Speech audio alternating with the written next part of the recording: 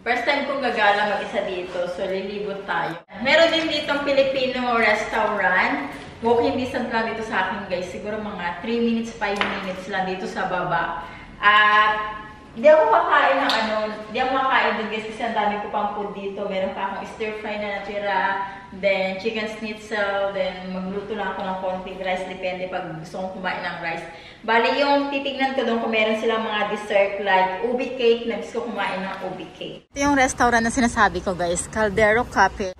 Ang malas ko, close sila ngayon, pero ito yung kanilang mga menu. Halo-halo, meron silang halo-halo. Wala ata silang dessert ng ubi cake. Meron sisig. Botohan pala dito sa Australia guys at bumoto na kami last week. Pwede kang bumoto ng maaga. So sa baba ng apartment namin, dito kami bumoto. Then, andito kami guys.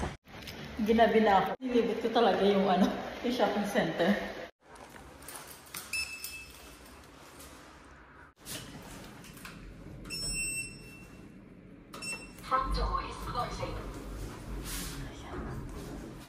Nakauwi na ako guys at ito yung aking mga pinamili. Bumili ako ng mga container kasi kailangan ko yan para mas organize sa pantry namin. Then ito naman pag nagluto ako, ang tawag dito is meal prep. Ayan. Kapag nagluto ka ng maramihan, pwede mo siyang ilagay dyan, i-freezer mo. Less diba?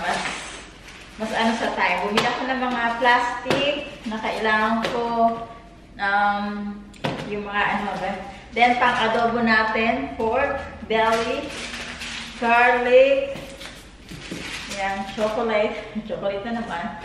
Tapos, bumili ako nasa gilid, ng kiwi. Tapos, jasmine and green tea. Nagustuhan ko siya. Then, sa Harris Carp, bumili ako ng, ano tawag dito? Bumili ako ng small plate pang dessert namin dito. Then, tissue.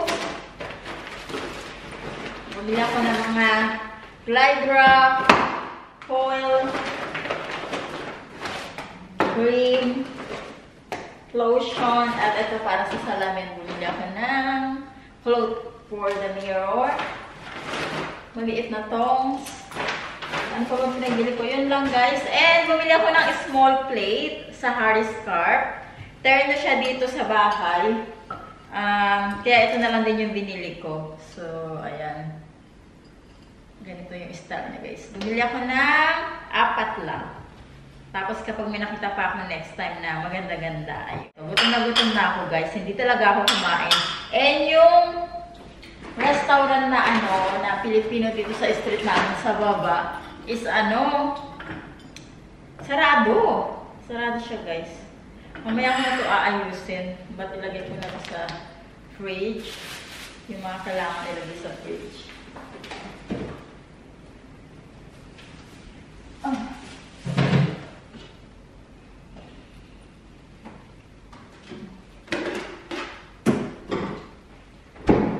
Iinit ko lang ang aking dinner. Yung stir fry na natira kagabi. Ito ang aking dinner sa chicken schnitzel. Hindi na ako magluluto ng rice kasi gusto na ako guys. Gutom na. Pabalik uli ako bukas.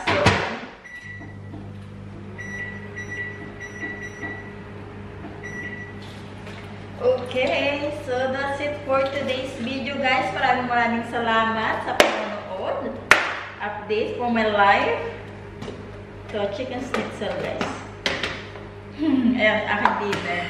Hindi tayo mag-rice muna kasi gutom na ako. Hindi na ako makakapag-antay magluto ng rice.